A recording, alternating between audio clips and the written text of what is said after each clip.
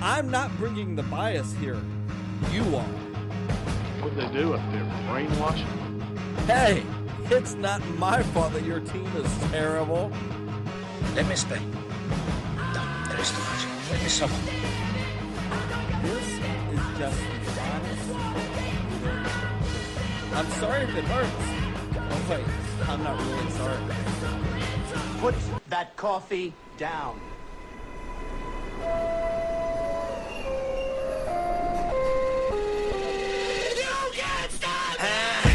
Can't stop, won't stop. Where the brakes at?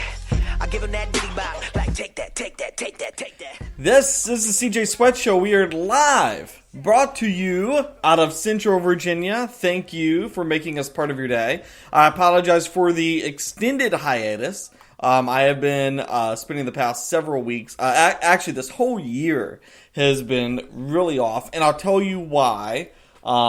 It is absolutely an excuse, but perhaps a pretty good one. Wife has been pregnant with our firstborn past 9 months. She had the baby September 26th, so that is not out there for all of you on the podcast. So that happened, and I gotta tell you, it's kept me pretty busy and has made it fairly difficult to record podcasts on a consistent basis. However, hoping to get back into the swing of things today. Weekends are starting to free up a little bit more, and who knows? Once he's old enough to start saying things, we'll have to get his little butt on here. Good to have you with us. I always appreciate you guys listening to us. Please do this if you like me, if you like listening to my voice. Please go on to Apple Podcasts or Spotify or Spreaker, wherever you're listening to us. Give us a 5-star review. That actually, it helps a ton, so please do that for me. That would be greatly appreciated. For those of you who have not listened before, but you know who I am, listen, I ramble about sports things a lot, so this is my hobby. Some people have cars. Some people have, I don't know. Some people build rockets for hobbies. I record podcasts for hobbies. So this is what I do. If you're interested in sports, stick around. If you're not, stick around too. You might learn something or enjoy it, or just enjoy listening to my wonderful voice as we discuss that each week. I want to open up today, though, with what has happened in Washington. And before I get to that, I've got some cool things upcoming. I'm going to give you my NFL top 10, my college football top 10. I can tell you both are probably going to be different. I think both top 10s, there's a couple that are given, a couple of teams that are given, but I honestly think this is the wildest year we've had in college football in a long, long time. And I think the NFL, I don't feel great about any team right now, not even my number one team. And I think most people are probably in the same boat. But let's start off with the Washington Redskins. They fired Jay Gruden Monday morning. This firing will do absolutely nothing. This is not the story of Jay Gruden. This is the story of the Redskins culture. Dan Snyder, ever since he has owned this team, they haven't been successful. Sure, yes, they've had a couple of really nice seasons. RG3's rookie season.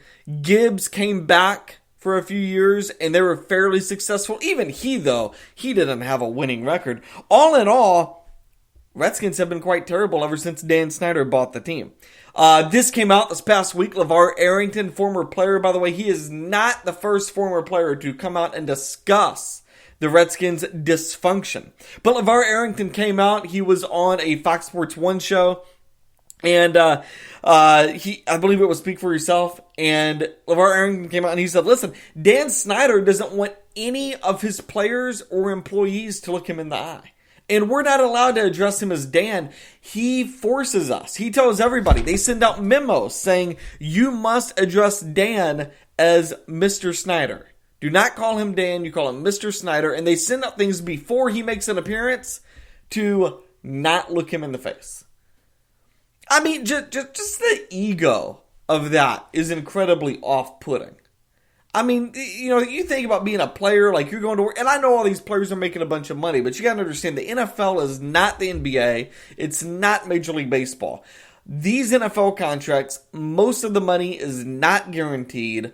A lot of the players are going to end up with fines at the end of the year because of the way they hit a player. And a lot of that, by the way, isn't even intentional. And a lot of it is a little bit random and a little bit skewed. It's up for interpretation. And these players get fined on constant basis. So, yeah, they're making money, but they're going to work every single day. A lot of times they have 2-a-days, 3-a-day practices. They are changing their dietary habits to be able to play. And honestly, as physical as this game is, I think a lot of these guys are putting their life on the line for it. And that's not to say, we should all pity these players. But when you've got a group of guys, when you have a group of 53 players willing to physically risk themselves, for the game of football and for your team, you would think you would show a little bit more appreciation. And as much as these players make, let's be honest with you, let's be honest about it, nobody has made nearly as much money off of this franchise as Dan Snyder.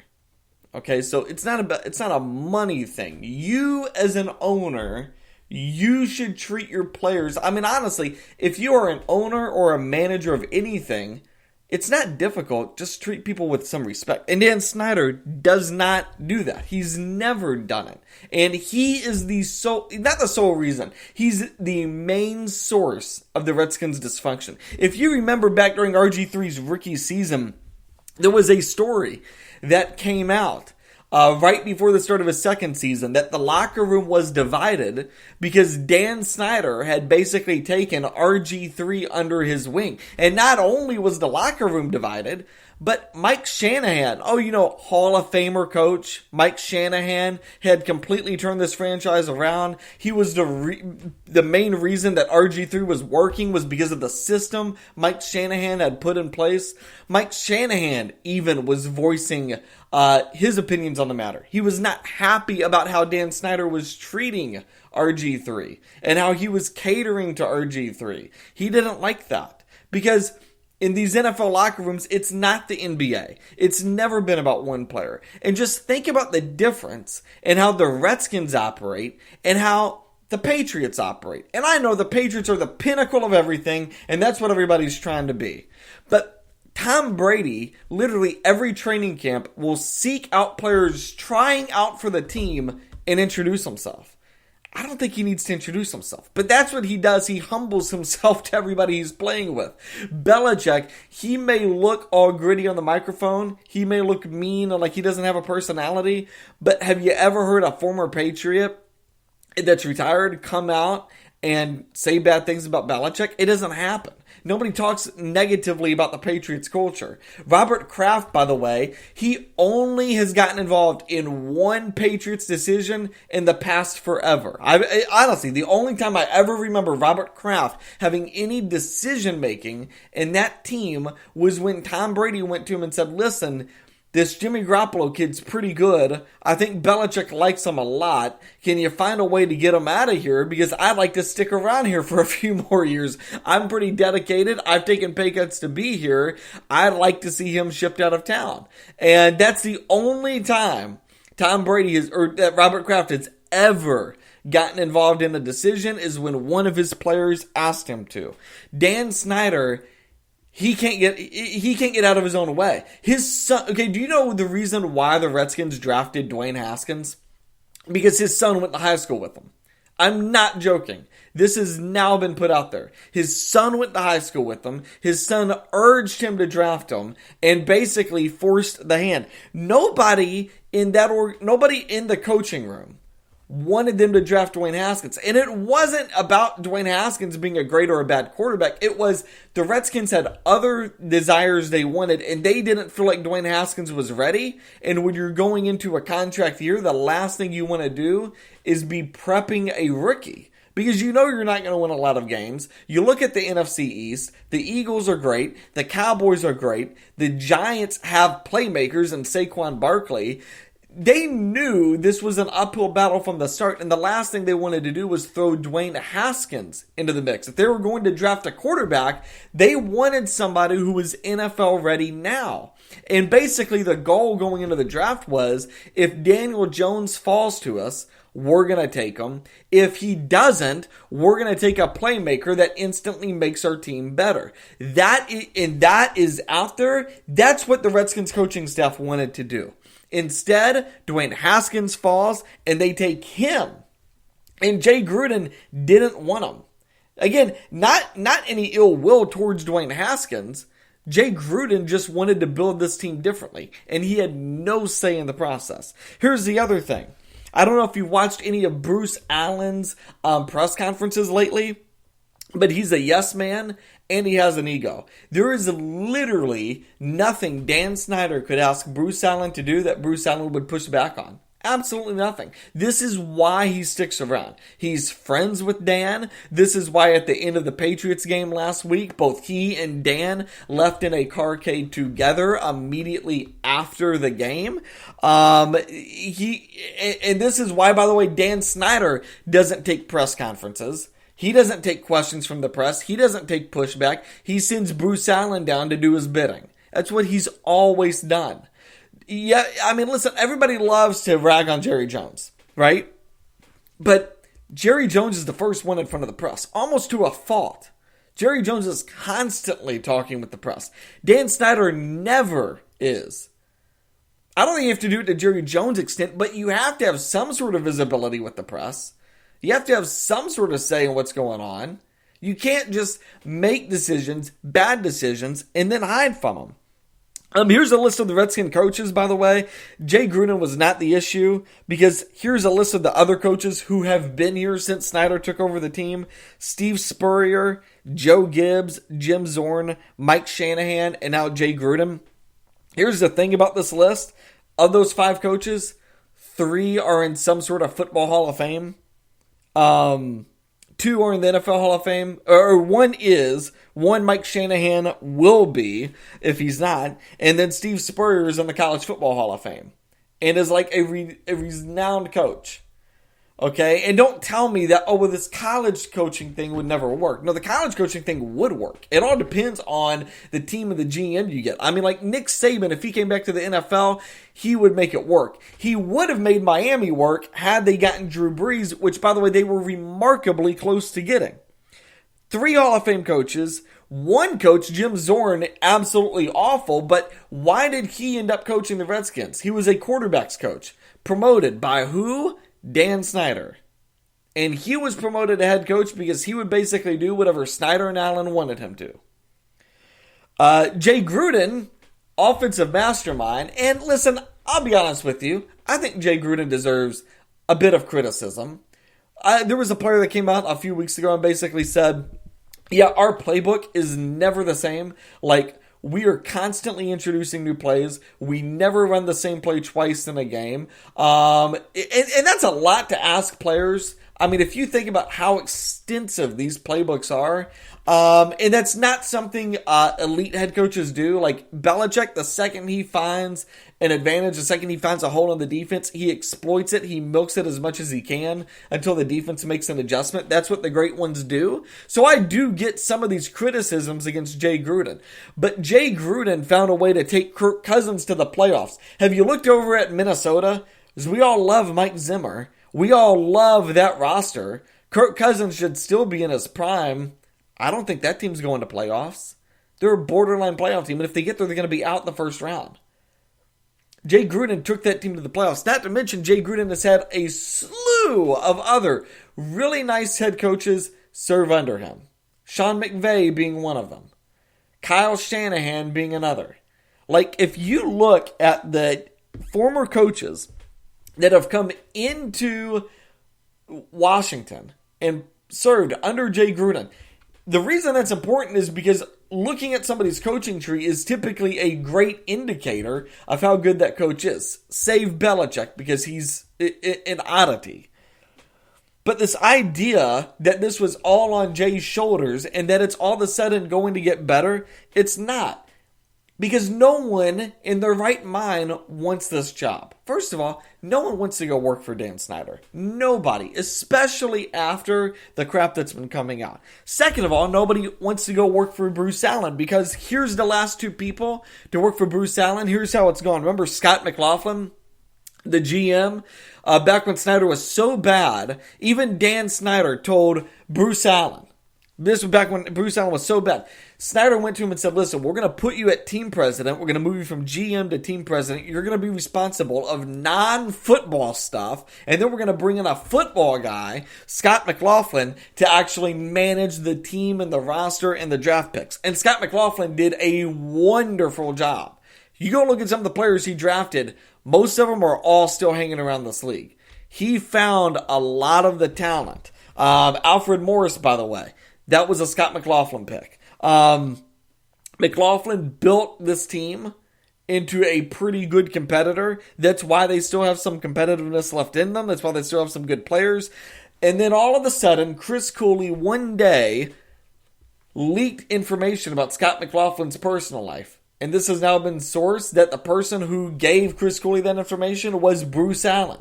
So Bruce Allen used Chris Cooley, and I know Redskin fans love Chris Cooley because of what he did as a player. He's a Bruce Allen puppet.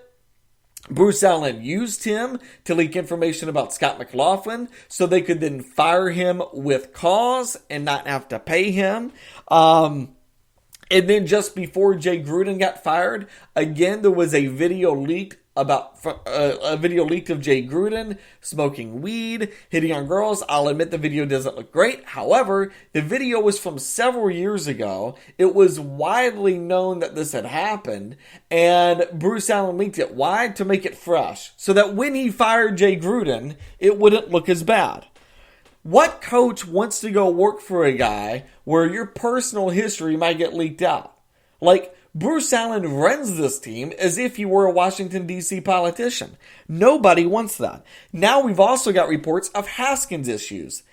Apparently, he feels entitled to the quarterback job. You really want to go in there and take that? You've got Alex Smith coming back. You're going to have the top pick or the second pick. You probably should take a quarterback there. And you've got issues now with Dwayne Haskins. You will have no say in the draft. That's now been proven after what they did by drafting Haskins rather than following any of Gruden's advice. You have a dysfunctional atmosphere. Literally, Dan Snyder landed a helicopter on the field in the middle of training camp practice. Literally. Just to prove who he was. No other purpose. So that's the atmosphere you get to deal with. Snyder and Allen love names, not players. Not players that fit into systems. Albert Hainsworth, Josh Norman. They love to bring in these players. Adrian Peterson. They love to bring in these players who have big names, succeeded elsewhere, and then just kind of throw them into the system and hope it works for the best. And here's the deal. They want, this is so funny. Story came out earlier in the week. They want Mike Tomlin. There is no way Mike Tomlin takes this job. The best coach I think they could get is Rex Ryan, and there's not another team in the league that would offer Rex Ryan their head coaching job. And Rex actually, I think, is a good coach, and I think for a few years he would probably work in DC, but that is as good as you are going to get. Redskins think they're going to get some outstanding coordinator, they're going to get the next Sean McVay. No. Because coaches who have options don't want to work for Dan Snyder or Bruce Allen. That's just the truth of it. The reason why Rex Ryan comes out and says what he says about getting this job is because he couldn't get a head coaching job anywhere else. He looked at the situation, I'm pretty sure, and thought, oh, they're not going to be able to get anybody. If I just float this out there, I might be able to get back into the coaching game. And it might have been a really smart play by Rex Ryan. This is not the Jay Gruden story. It's the Redskins story. It's the dysfunction story. It's the Dan Snyder story. And as somebody who's been cheering for this team ever since I can remember, I mean, my dad used to tell me the story of when John Riggins made that big run in the Super Bowl of my grandmother dancing on top of, I believe she was dancing on top of the coffee table in the living room, like standing on the coffee table dancing because he made that big run. Like, this Redskins fandom runs deep into my family. I'll never be able to get away from this team. But if you want things to change, stop buying tickets, stop buying merchandise. Just don't do it. I understand the temptation. I understand you want to go see the team.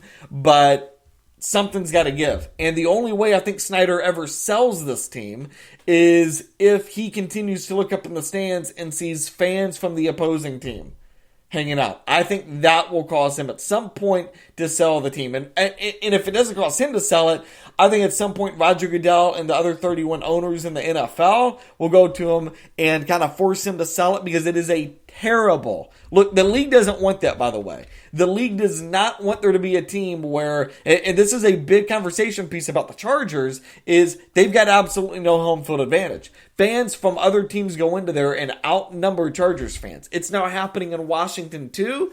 If it continues, I think Dan Snyder will sell. But this is not the story of Jay Gruden.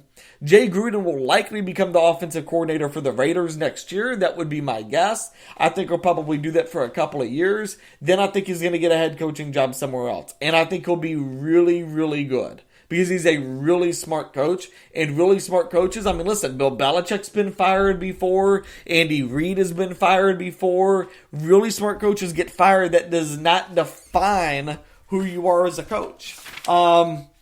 All right, we're going to take a quick break. On the other side of this break, I'm going to tell you where I was right and where I was wrong with my NFL preseason predictions. I've got all of my predictions here. I'm going to go over that with all of you. We've got that. I'm going to tell you, listen, there's one college coach. Everybody loves Lincoln Riley. He's great. There's one coach in college who I think is a more attractive hire than Lincoln Riley. Whether or not you're an elite college team or you're an NFL team looking to dip down into college, I think Lincoln's great, but there's a coach out there who I think would be an even better hire. I've got his name, all of that, and more. This is the CJ Sweat Show. We'll be right back.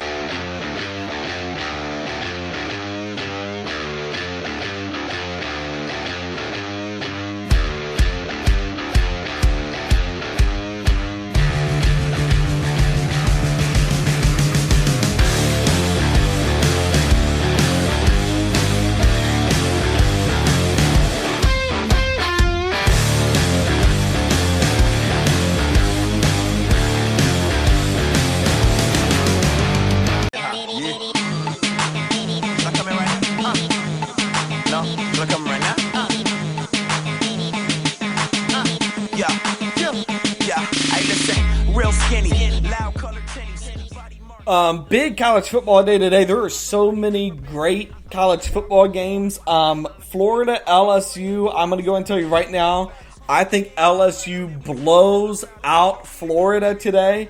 By the way, that line is like 13.5 points. I think Vegas is begging for people. It's 14 points now. Vegas is begging for people to put money on Florida. And I've watched LSU. They are darn good. They move the ball. Florida played Auburn last week, and that was Auburn's worst game of the year, and Florida struggled to put them away at home. They go into LSU. I think LSU wins that game by a bunch. We've also got Penn State and Iowa tonight. That's a good one.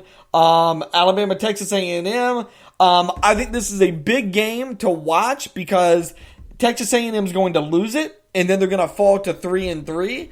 And I think there's now going to be legitimate questions about Jimbo Fisher. I thought, by the way, I didn't like the hire. I think Jimbo Fisher's a decent coach. I don't think he's great. I think both the hire of Jimbo Fisher and the program of Texas A&M were completely overrated. I've never thought Texas A&M was an elite program. I think they are slightly above a Virginia Tech. They're like the third best team in their state. They're nowhere near the top 4 teams in the SEC West. And I think they're going to get blown out today at home against Alabama. I think Alabama's going to win that one like 42-20. We also have Oklahoma and Texas. That one kicking off here in about 30 minutes. That's a big game too because Oklahoma has struggled with Texas in the past. It's usually a close game. And if Oklahoma loses, I think their chances of getting into the college football playoff are really, really slim. So this is a big day. This is a day in college football where I think at the end of the year, we're going to look back and you're going to see a lot of teams' seasons defined today. So this is a big, big college football day. I'm looking forward to watching the games. All right. So here, I want to go back. I like going back to what I did before because I like to make a lot of predictions. And so, back on August 3rd, it was 2 podcasts ago, I made NFL predictions. I'm going to tell you where I was right with these teams. I'm going to tell you on the teams I was wrong. Some I was so accurate, it is scary. Some I was so wrong, I feel ashamed, and I'm going to put one of the bags over my head at some point. So let's start off. Here's where I was wrong. I had the New Orleans Saints going 9-7. I said they'd take a step back.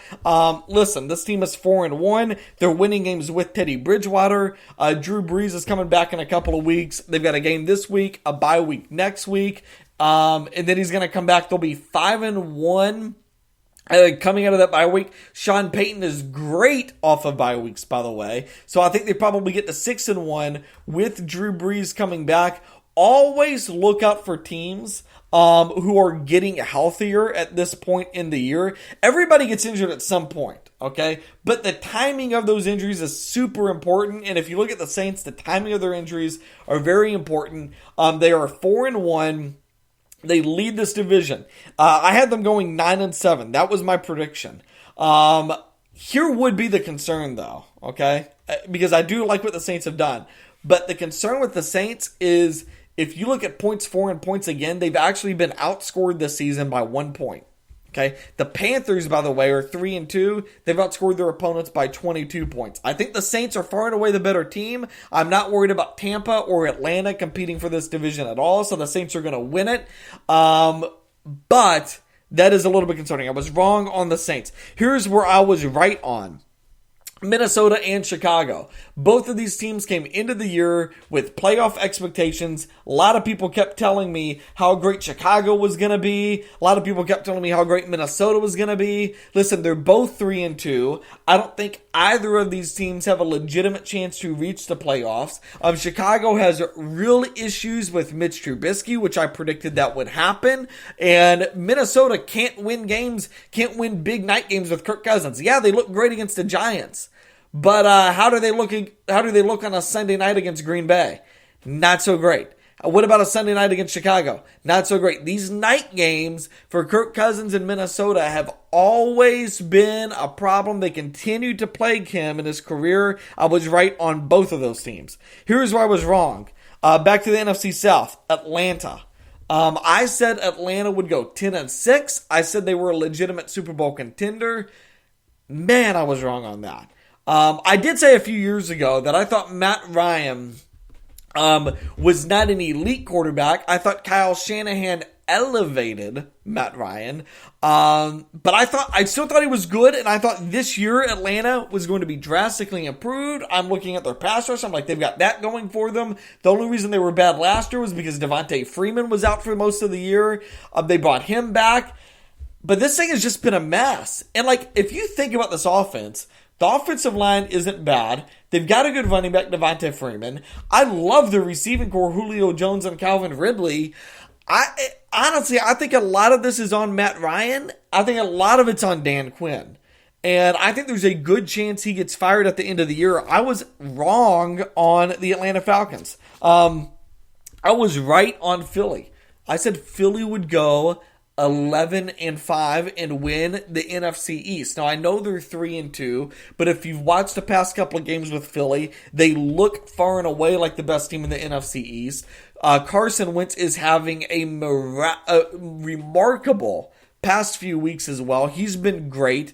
This team has scored 141 points. That is second most, just behind actually Tampa and LA. But we love to talk about the Rams offense, and the Eagles have scored only 5 fewer points than the Rams. This is an offense that can move the ball. Now, here would be the question. Their defensive backs are not very good, so they've got some question marks there. But Jalen Ramsey's out there. If they could make a trade like that, I think Philadelphia instantly elevates themselves to a top 3, top 4 team in the league. They are on track to finish with my prediction of 11-5. I was wrong on Green Bay. Now, I actually predicted Green Bay to win the NFC North, but I'd said they go 9-7. I thought this was a good team, but I thought they had question marks on defense. Well, the defense has been absolutely incredible all year long. I think they have proved they are for real. They just went into Dallas and shut down Dak Prescott. They have a running game in Aaron Jones.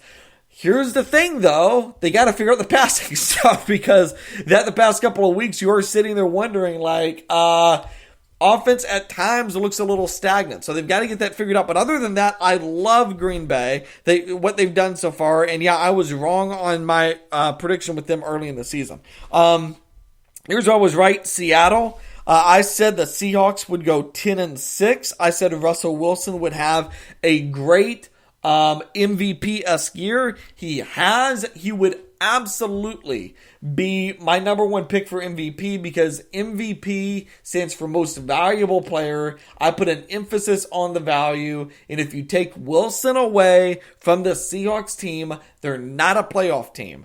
They are on track, though. They're 4-1. I think they're going to be neck and neck with San Francisco all year for this division. And I had them going 10-6. That's about where I think they're going to finish. I was wrong on San Francisco. I did say this team would be improved. I said they'd be really, really good. But again, I predicted this team would go 9-7. Well, right now they're 4-0. And they've only allowed, everybody loves to talk about Kyle Shanahan and how great he is offensively. This team's only allowed 57 points all year. The only other team to allow fewer points is the New England Patriots, who we've been discussing is like, oh, this is like 85 Bears defense good. Like, that's how good the Patriots defense has been. Well, the 49ers defense has been almost nearly as good, and I think played better competition. So the 49ers have been absolutely great. I said they were going to go 9-7. I think they are tracking for somewhere between 10 to 12 wins. So yeah, I was wrong there. I was right, though, saying in the same division. I was right with the LA Rams. I said this team would take a step back. And I even went on like a rant on this just a couple weeks ago. I said this team's going to take a step back. They'll be really good, but they're not going to be as good because they lost a coordinator, the offensive coordinator. They lost a position coach, and they're playing a tougher schedule. And in this league, coordinators are huge. Position coaches play a big role too. You can't lose two of them like that and expect to just be the same exact team. I said they were going to take a step back, and they have. They're 3-2. I predicted they would go 10-6. They play San Francisco this weekend. And boy, if they lose that game tomorrow, the Rams are in big trouble. They would fall to 3-3. We also have question marks with Todd Gurley. But yeah, I was right on the Rams. Let's go over to the AFC. This is maybe the worst prediction I have ever made. And I got to tell you, it's worse than even what I'm about to tell you. I predicted the Pittsburgh Steelers would go 12-4. And not only that, the first 3 weeks of the season, I put money on the Steelers, and they lost every single time. I mean, I just kept doing it, and they just kept losing. I honestly, I blame myself. I think I am the sole reason why the Steelers have been bad. I think I have created a curse for Mike Tomlin and the Steelers, and to all of my Pittsburgh friends, I offer my deepest apologies. This team just hasn't been good. And I know Roethlisberger is out and he's injured, but the defense hasn't looked good. And I thought the defense would be great, but the defense hasn't been good at all. Mason Rudolph, listen, they traded their first round pick and they made Mason Rudolph their starter. When they did that, I thought, oh, that's because they know Mason Rudolph is good. Either that was just, if they made the decision based off what they thought Mason Rudolph would be, that's the most ill-guided decision I've ever seen. Or if they just did that because, I mean, I don't know. I just don't understand. Now that I look back at that decision, I just do not understand trading your first-round pick when you're looking at Ben Roethlisberger out again, another injury. Mason Rudolph has been absolutely awful. This team is 1-4. Crazy thing about it is they're only 2 games out of first place in the division. It wouldn't be crazy because I don't think I look at Baltimore and feel great. I don't look at Cleveland and feel great. I mean, I don't know who wins the AFC North. I feel like that's probably one of the worst divisions right now in the NFL. But I was wrong on Pittsburgh. Here's where I was right, saying in the AFC North. I said Cleveland was going to underperform. Everybody told you at the start of this year, Cleveland was the team to beat. They were going to be great. They were automatically going to playoffs. They were like a 15-1 odd in Vegas to win the Super Bowl. Cleveland. I said, no, because you don't go from 3 decades of dysfunction where they've never won the AFC North and automatically into greatness with a rookie head coach and a second-year quarterback. It doesn't happen. They've had issues with Odell Beckham Jr., which I predicted would happen, and I said Freddie Kitchens was going to completely limit this team. Well, that's happened too. And stop telling me it's because Baker is so young. Baker is the same age as Deshaun Watson and Patrick Mahomes. The reason this team isn't good is because they took Baker Mayfield, not a number 1 overall pick, at number 1 overall. They shouldn't have done that. And they hired a coach to be Jim Dorsey's yes man. That's not a great hire. Cleveland is in a lot of trouble. They're 2-3. They're going to play, I believe they play Seattle this weekend. I think they fall to 2-4. And they should, by the way, this division is not great. I have not watched Baltimore and been like, oh man, Baltimore's great. I mean, they look good against Miami, but past couple of weeks they've not looked great. And Cleveland blew out Baltimore. Cleveland this should be their year to win the division, and they just not performed. So I was right on Cleveland. Here's where I was wrong. I said Denver was going to win 8 games. The Broncos have been pathetic all year long. Joe Flacco has looked stagnant. I think everybody can see. I mean, listen, Ravens have their issues, but I think everybody can see why they let Joe Flacco go to Denver. He just can't win big games. I mean, he can't win any games right now. And he's got a great defense, and Vic Fangio should be a good coach. But this team is just completely underperforming. They were at 1-4. I said they're going to go 8-8. I don't think there's any way that happens. Where I was right back to the AFC North, Baltimore. I had this team going 8-8. They might finish 9-7. But the thing I said about Baltimore was everybody's going to have tape on Lamar Jackson now. And now that all these coordinators have tape on him, he's going to take a step back. That does not mean Lamar Jackson's career is over and that he'll never be a franchise quarterback, but this is the sophomore slump we've seen. This happens with these mobile quarterbacks. It happened to RG3. It even happened to Russell Wilson. Well, no, I don't think it happened to Russell Wilson, but it happened to RG3, happened to Carson Wentz. These quarterbacks who are more mobile than not, the second coordinators get tape on them and figure out how to blitz them, how to contain them. That's when they struggle. In Baltimore, I predicted them to go 8-8. They're currently sitting at 3-2. They're probably going to be somewhere between 8 to 9 wins. So I have been right on Baltimore. Here's where I was wrong. Buffalo. This is, again, one of my worst predictions of the year. I had Buffalo going 3-13. We're 5 games into the year. They're already 4-1. And their loss against New England looked pretty darn good. Buffalo might be... I've got a top 10 coming up. I'm going to tell you where they are. They might be a legitimate threat in the AFC the way they are playing. Now, I still don't trust Josh Allen long term, but they have been remarkably improved. And yeah, predicting them to go 3-13, just a bad pick by my part. Here's what I was right. I said Tennessee would go 7-9. I said they would be the Carolina of the AFC. And I said they'd be pesky, but they're not going to be consistent, and they're going to have issues with Marcus Mariota. I predicted that one right. Here's what was wrong. Oakland. I said this team would be 6-10. I didn't trust Jay Gruden. I like Derek Carr. Again, don't trust him.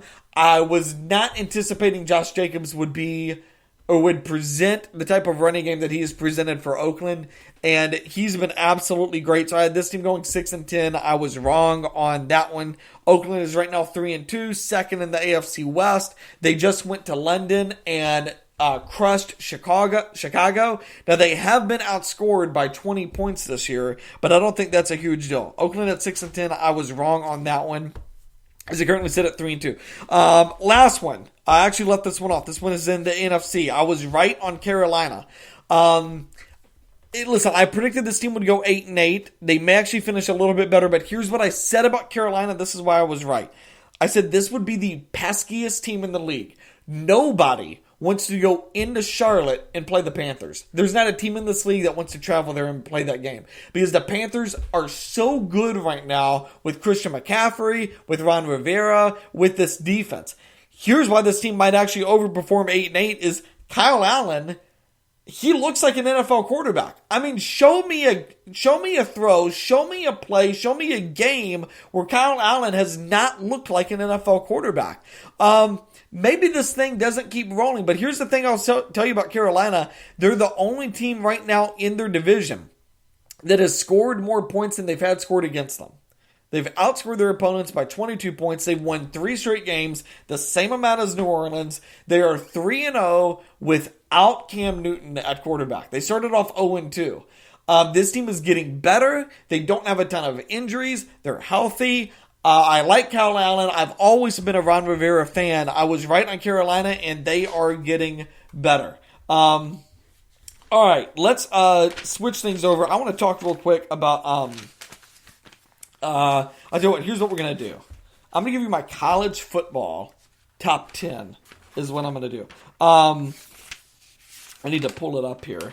But, I've been watching a lot of college football. I think this year, college football top 10, I'm going to give you a story. I think this year in college football has been incredibly fun. I think it's the deepest I can ever remember college football being. And I'm never going to support an 8-team playoff. Just won't do it. But what I will tell you is this, is that I think this year's 4-team playoff, I think the finish is going to be absolutely wild. I think the SEC is actually pretty wide open. I think Clemson has underperformed as of late. And again, I don't feel great right now about any team in college football. I feel good about some, not great about any. So here is my college football top 10. We're going to start off at 10 and work our way up. So at 10th, listen, I have Florida. A lot of people are going to have the Gators higher. Here's why I rank them at 10 is because I watched them play Auburn. That's the one tough game they've played all year. And Auburn played a terrible game, and Florida struggled to get rid of them. They're not blowing teams out, by the way. They're struggling to get rid of teams. I don't necessarily trust this offense. They're playing a quarterback who was, I believe, a walk-on to get onto the team.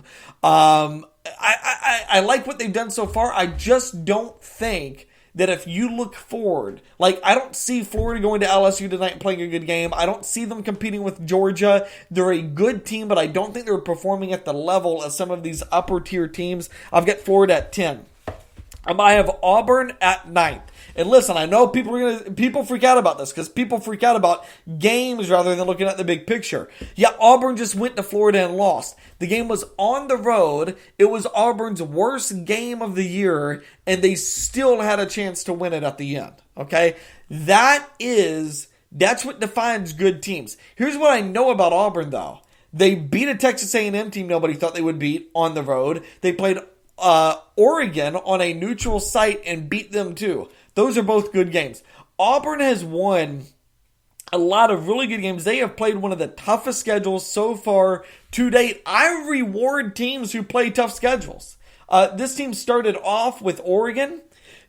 They played Texas A&M on the road. They played Mississippi State. They just played at Florida. They played a tough schedule. I think they've looked great doing it. Now, is Bo Nix... Can he lead this team into the playoffs? I don't think so, and they've got a brutal schedule the rest of the way. So I've got Auburn at 9th because of that schedule, really. But I like this team. I do, and I think Bo Nix in 2-3 years, he's going to be a great, not a good, but a great quarterback in the SEC.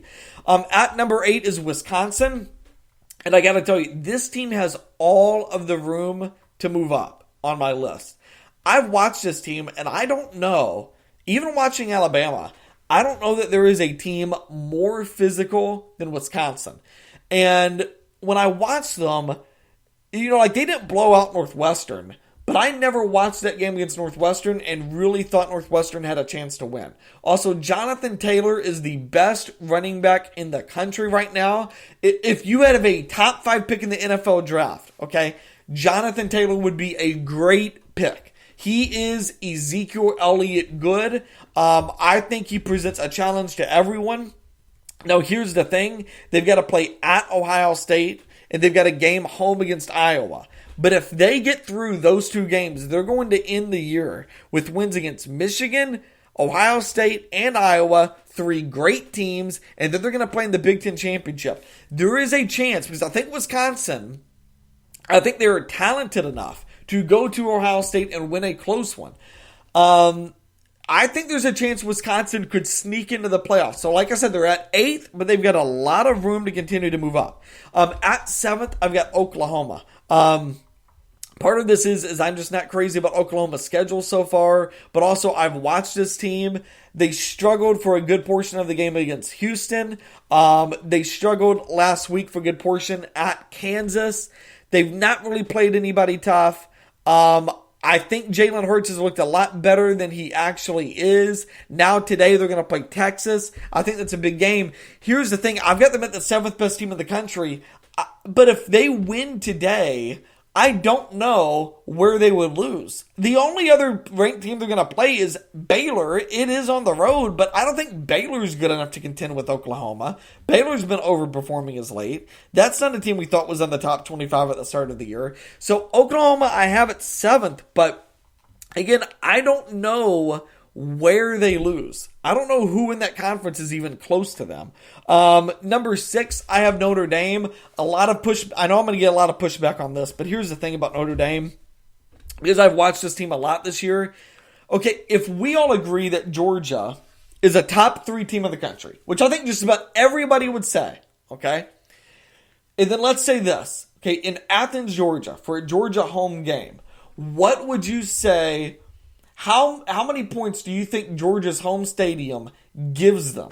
Okay? So in other words, if you had 2 teams and you said, okay, Georgia would typically be favored by 7, but since the game's at Georgia, we're going to favor them by this much, how much further are you going? I think Georgia's home field advantage is about 6 to 7 points. That's what I think it is. Okay, so Notre Dame went on the road to Georgia, a team we all think is the top 3 team in the country. Notre Dame lost by 6. It was a close game the whole way. I thought Notre Dame at times looked like the more physical and the better team. I think Notre Dame is as good as anybody. And if they win out, which by the way, they're going to play USC today. They've got Michigan later in the year. I like Brian Kelly over Jim Harbaugh. So they Harbaugh's a good coach, but I like Brian Kelly more. I think Notre Dame wins that. There's a good chance this team goes 11-1. I don't think Notre Dame is completely out of the playoff picture yet. I think they're as good as anybody. Everybody likes to go back to their playoff last year where they played Clemson and say, oh, Notre Dame got crushed by Clemson. Well, so did Alabama. So, who didn't get crushed by Clemson last year? Everybody got crushed by Clemson last year. I don't think that's indicative of how good Notre Dame was a year ago. I think if you look at Notre Dame, this team is as good as anybody right now in the country. I'm not going to put them I'm not going to put them in my top 5 because I do think these top 5 teams have earned their way to it. But Notre Dame is darn good. And if any of these top 5 teams have a loss, I think you instantly push Notre Dame above them. So I've got Notre Dame at 6. At number 5, I have Clemson. And I know everybody's going to say, how could you have Clemson all the way down at number 5? Here's the thing, though. I'm looking at Clemson's resume. They've not looked good. They played UNC, a team coached by Mac Brown, a team that was absolutely awful last year, down to the wire. Why is that game going down to the wire? And Clemson did this a couple years ago where they lost at Syracuse. I've not been crazy about their performance so far. They've not played a tough opponent yet. That concerns me. I know they played Texas A&M, I think, but listen, it's not a real opponent. Clemson, Texas A&M, by the way, is going to be 3-3 by the end of the day. Clemson has not looked nearly as good as the other 4 teams in my top 5, so that's why I've got to put them at 5th. I do think, listen, I love Trevor Lawrence. I love this defense. I love Travis Etienne. So I think Clemson has a chance, obviously, to move up this list, and they will as the season goes on probably, because you look at the rest of their schedule, I don't know where they lose, but good Lord, you look at the resume, you look at what they've done, they've not looked like the Clemson team we all thought and expected they would be, so I've got them at 5. At number 4, I've got Alabama. And again, I know I'm going to get pushed back on this one as well. Everybody's got them at their number 1, but here's why I've got them at number 4. They haven't played anybody. They didn't schedule anybody. Their toughest game so far, I think was against Duke in the opening week. So today's their first real game of the season. They've not really played anybody of note. Listen, you cannot schedule Duke as a neutral site game and expect me to fall in love with your team. I know about the history of Alabama. I know about the history of Nick Saban. But that to me, I can't take that and say, well, this is as good as what the other three teams have done. I have more respect for what Notre Dame has done. And also, everybody's in love with Tua. I'm not. I think Tua's great 12 to 15 yards down the field. I don't think he's great on deep passes when he's got really good corners he's thrown against. And I don't think he's great with short passes either when he's playing against really good linebackers. So when this team starts to meet better defenses, I think you're going to see some of his true limitations. And I expect him to fall down some draft boards. This is a great team. I'm sure they're going to be right there in the end, as they always are. But what I've seen to date, this is the fourth best team in the country. Number 3, I have Ohio State. Again, I think Ohio State has looked like, the way they have beaten teams, they have looked like the number 1 team in the country. They destroy teams first 2 quarters of the games. I've never seen a team where it's like midway through the second quarter of every single game, it's not even competitive anymore. It looks like varsity versus JV. It's absolutely nuts. I mean, even against a ranked Michigan State, was there ever a moment in that game where you really thought, oh, Ohio State's in trouble? No, not at all. They play at Northwestern today. Actually, no, wait. That game is next week. So they're off today. They play at Northwestern on Friday. They've got Wisconsin the week after that at home. Penn State is at home, and they're going to end at Michigan. They haven't lost to Harbaugh. So, I mean, listen, they haven't played a tough schedule yet, but they're just crushing teams. And I think the game at Michigan, or Wisconsin, by the way, I think that game against Wisconsin is a real game.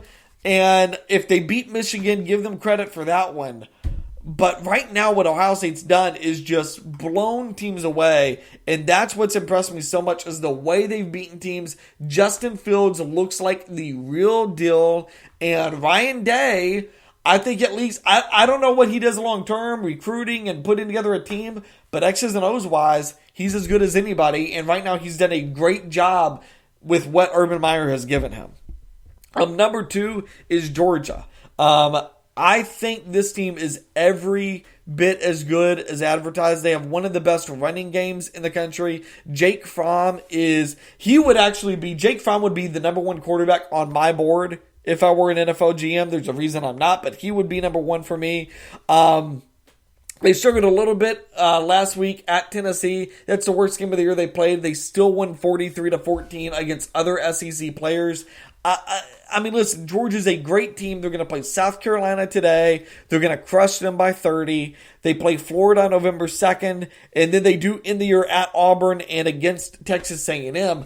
Outside of the Auburn game, I don't see a loss on this team's schedule. And here's the thing about Georgia. If they lose at Auburn, they're not going to lose an SEC East game. So they're going back to the SEC championship game.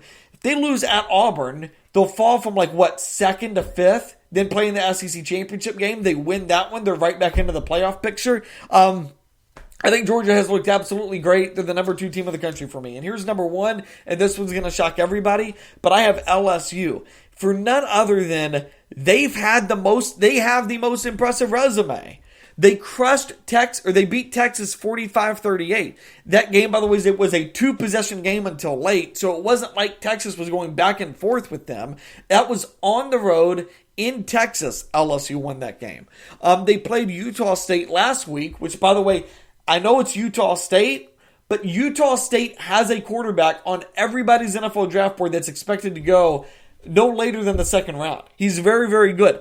LSU held him to 6 points. He couldn't move the ball. He couldn't get passes off. This defense is great. This offense absolutely looks for real. They're going to play Florida at home today. I think they're going to crush them.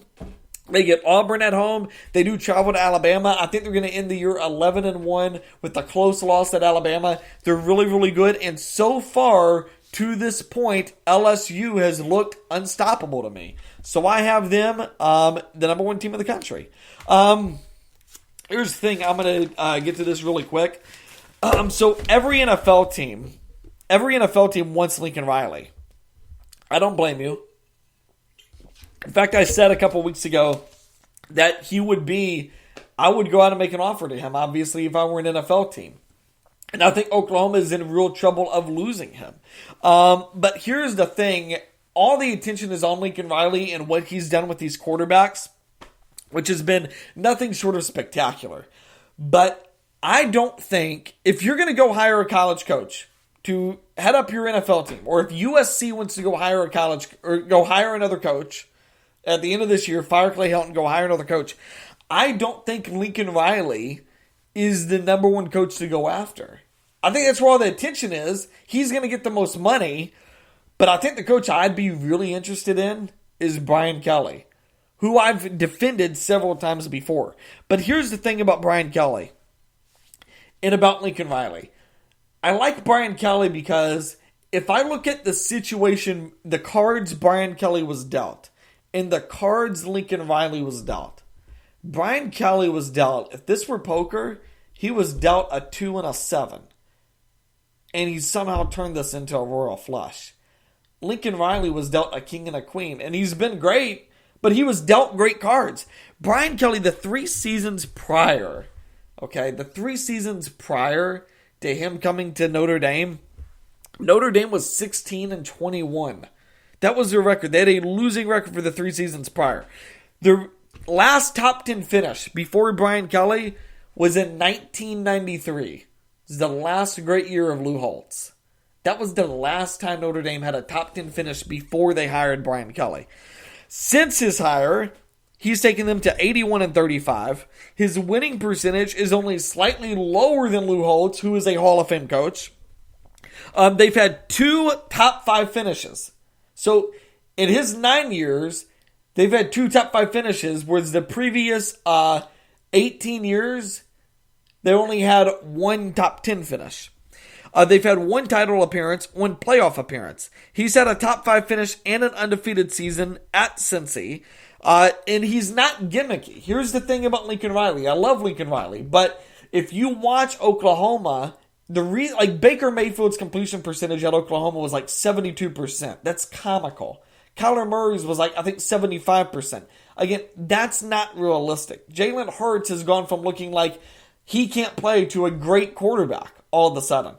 Part of that is if you watch these games, Lincoln Riley is great at getting guys completely wide open. Well, in the NFL, you are playing in a smaller confined space because the players are so much faster. So you aren't able to get players as open, and even when you are, they don't have the running space that they do in college. In college, if you have a 5-star receiver against a 3-star cornerback, it is night and day, the difference. That's not the case in the NFL. The difference in the NFL is so minor. Not the same in college. Brian Kelly does not run gimmicks. He finds and develops talent. Well, is that not what Belichick does better than anybody else? I was watching the Patriots Thursday night. They have a receiver. His name was Gunner. He was a cornerback at a bad defensive 2 team. He's now the second best receiver on the Patriots. Belichick's great at finding and developing talent. That's what Brian Kelly does. It's not about being gimmicky. It's not about having a system. Forget the system. Brian Kelly goes, finds talent, and develops it better than anybody in the country. This Notre Dame was not an elite program when he got there. He has turned them back into one. And the second he steps away from Notre Dame, I expect him to take a major step back. I don't think they're going to be a top 5, top 10 team when he leaves. He has been the only reason Notre Dame has been as successful as they have been. Lincoln Riley, by the way, he took over a program, and he's been great. But let's not lie about this. He took over an Oklahoma program that had 6 top 10 finishes in the previous 10 years. He took over Oklahoma when Texas, their biggest rival, was down. And who's the great Big 12 threat? Do they play a team every year that's a real threat to them? I don't think so. Notre Dame every single year plays Michigan and USC. Every single year. And USC's been down, sure. But not when Brian Kelly took over the program. And Michigan's been down, but they're back up. They've been great past couple of years. Brian Kelly still beats them. So Brian Kelly, that's the coach. To me, I'd be on the phone tomorrow. If I'm Washington, I'd say, all right, Brian Kelly, we're going to give you $9 million. We're going to let you have complete control over the draft and over the locker room and over free agents. Like, here's your team. You go, you get to take care of it. That is what I would do with Brian Kelly. And by the way, he's an older coach than Lincoln Riley. I love Lincoln Riley, but I'd like to see him a few more years before I give him the reins of one of these NFL teams. Brian Kelly would be my first, he would be my first call. And I think Atlanta is really where he's going to be a great fit, by the way, because Atlanta's coming out of the Matt Ryan thing. Atlanta is a very well-managed organization. There's no dysfunction there. You get Matt Ryan for a couple of years. You're going to have a good draft pick this year. You're fresh out of college, so you know how good these college quarterbacks are. So you know, this was the thing with Pete Carroll. When he came out of USC, the reason why Seattle had so many great drafts is because Pete was like, listen, I coached all of these guys in college. If I didn't coach them, I coached against them. I know all of these players inside and out. He was able to advise like, oh, Richard Sherman, cornerback at Stanford, yeah, you really need to bring him onto our team. This is what Brian Kelly can do for an NFL team, is he can come in and say, listen, all of these quarterbacks you guys are looking at, I know them. I know which one to take. I know how to coach against them. And the ones that have been taken, I've coached against those guys too, and I know what they do. So I can help you out in both regards. That would be my number one call. I would try to get him, I tried to get an interview with him the second my job opened. That would be my number one. And Lincoln Riley's great, but I think Brian Kelly is the better hire. All right, so before we go, I'm going to give you my NFL top 10. And I'm going to tell you one team that did not make my top 10 list, but they're awfully close. Honestly, it might even be a tie for number 10. This team was so close. But I really struggled putting Buffalo in the mix. And here's the reason why. I look at Buffalo. They've had a great year. They played a close game with New England. But I cannot find one thing about Buffalo that I like. I looked at their passing offense. They're like one of the worst teams in the league passing the ball. They don't convert third downs. We think they're great defensively, not yardage-wise. Yards per play, they're not great. I don't know what Buffalo does that is sustainable. I think they're way better than what I predicted they would be, but I don't have them in my top 10 yet because I just don't know what they're going to do that's going to get them to a 9-10 win season. But the team I do have at number 10, I've got Carolina, the Panthers. And I can tell you everything that Carolina does that I love. Christian McCaffrey's great. He's making a candidate, by the way. He's making himself into an MVP candidate. He's having a great year. I love the defense. I love Ron Rivera. Greg Olsen is back. He looks great. Kyle Allen looks like a capable quarterback in this league. I think Carolina's every bit as good as any other team in the league. Save maybe the top 3-4 teams, but they're very, very good. They're competitive. I think they're going to go to playoffs. I've got the Panthers at 10. At number 9, the Rams. Here's the thing. We don't know what we're getting with Todd Gurley right now. We're seeing limitations with Jared Goff. Sean McVay is struggling because he lost a coordinator. They've got obstacles. They're playing a tougher schedule right now. I love the Rams and what they did last year. But right now, this team's taken a step back. They're in sort of a mid-season slump. I think this team's eventually, before the end of the year, I think they're going to figure it out. I think they'll be a really dangerous team come playoff time. But right now, this is not a great team. I think they're going to struggle with San Francisco this weekend. I've got the Rams at number 9. Number 8 is Philly. I went back and forth on Philly. I feel like this could be a top 5 team, but I don't trust the secondary. And I think we completely undervalue secondaries in football. Who are the 2 best coaches in the games? College football, it's Nick Saban. NFL, it's Bill Belichick. What are they both great at, better than anybody else? Developing their secondary. I mean, Nick Saban's cornerbacks are always great, as are Bill Belichick's. Philly's secondary is awful right now. And also, I like Doug Peterson. I don't love him. Philly's 3-2. I think they win the NFC East, but right now this doesn't feel like a Super Bowl team. At number 7, Houston. this is all Deshaun Watson. He has been absolutely incredible. I think he's been better than Patrick Mahomes this year. And they're going to play this weekend. I think Kansas City wins because they're the better team with the better coach. But, I mean, no GM, no offensive line, his best running back out for the year, and Deshaun Watson's been one of the best quarterbacks in the league. He's been absolutely incredible. Listen, the reason I hammered Chicago for taking Mitch Trubisky wasn't just because of Trubisky. It was because you had the number 1 pick, or the number 2 pick, and Deshaun Watson is sitting on the board. And Mitch Trubisky didn't even compare to him in college. And and they played in the same conference. They played in the same conference. How could you not go watch the tape, North Carolina versus Clemson, and think Mitch Trubisky, how could you think Mitch Trubisky is better than Deshaun Watson? I never understood that pick. So Houston, number 7, I think they've got room to move up. If they can, by the way, offensive line last week didn't allow a sack, so that's starting to improve. If that continues to improve, if their defense can lock it down a little bit more, Houston's going to be really, really dangerous. I've got them at 7 right now. Number 6, Kansas City. I love this team, but I think we are starting to see a little bit of limitations with this team. The defense doesn't necessarily look great. Patrick Mahomes against the Colts, he didn't really look great. The running game doesn't really look consistent. And I love Andy Reid, but Andy Reid in the playoffs has really, really struggled. I like Kansas City, but they've got to improve defensively. They've got to get some sort of a running game going for them to have any chance of winning come playoff time. I've got them at 6 right now. Number 5 is Seattle. Now, here's the thing about Seattle.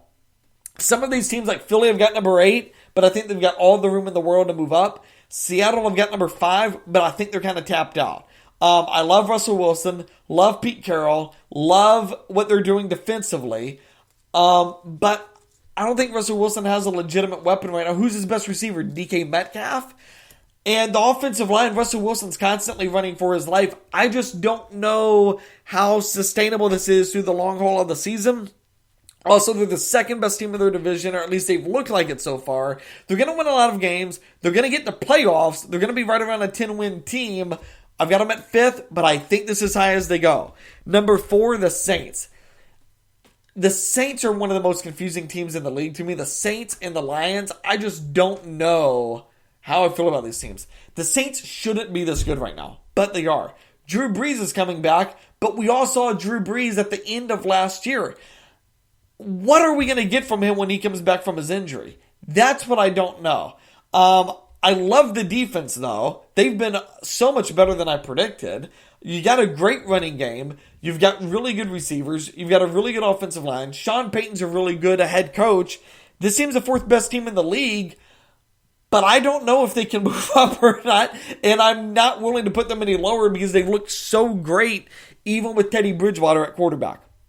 Number 3, San Francisco 49ers. I love what we're seeing. I think this team last year, like Kansas City, like if you go back to what Kansas City did last year, that's what San Francisco is doing this year. We watch them on TV and they just pop. Like you look at them, you're just like, okay, this is different. Like they look great defensively. Jimmy Garoppolo looks very, very capable. But here's the thing: Garoppolo's not played through has not started a full season yet. Kyle Shanahan is still a young coach. Do we trust this team in big moments? And that's going to be the thing for me. If they make it to the NFC Championship and they're playing Green Bay or they're playing New Orleans, those quarterbacks have been around the block a couple of times. Those coaches have been around the block a couple of times.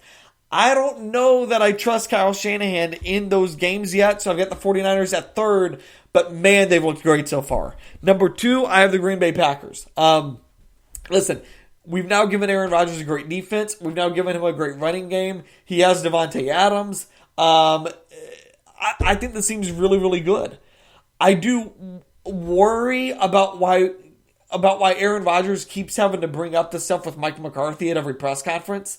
I wish he'd not do that. But on the field and what we've seen so far, this team is absolutely great. They feel like right now, they feel like the most complete team in the league. I'm not saying they're going to win every game, win the rest of the games, but they feel like what I've seen, the most complete team in the league. And then at number 1, I've got the Patriots. Patriots are undefeated. Everybody keeps saying, I don't know if they're going to lose the game. I do think they will lose the game.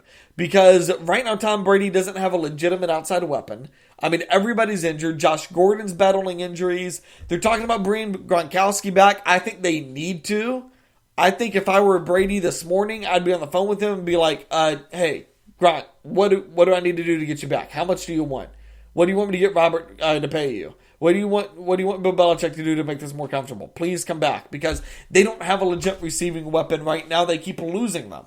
Now they will get healthier, but I think that's a concern. The other concern I have with this team is the kicking game. This is the weirdest thing. Belichick has always had a great kicking game with Gostkowski. Right now, though, with Gostkowski out, I think that's a major, major concern with New England. Don't forget, New England started this dynasty with winning Super Bowls off of field goal kicks, okay? So that's always been a very important piece to Belichick. I think that's a major concern. I've got them the number 1 team in the league. But as I've told you, I don't feel great about any team right now. I think they all have holes. I think Green Bay is the most complete team.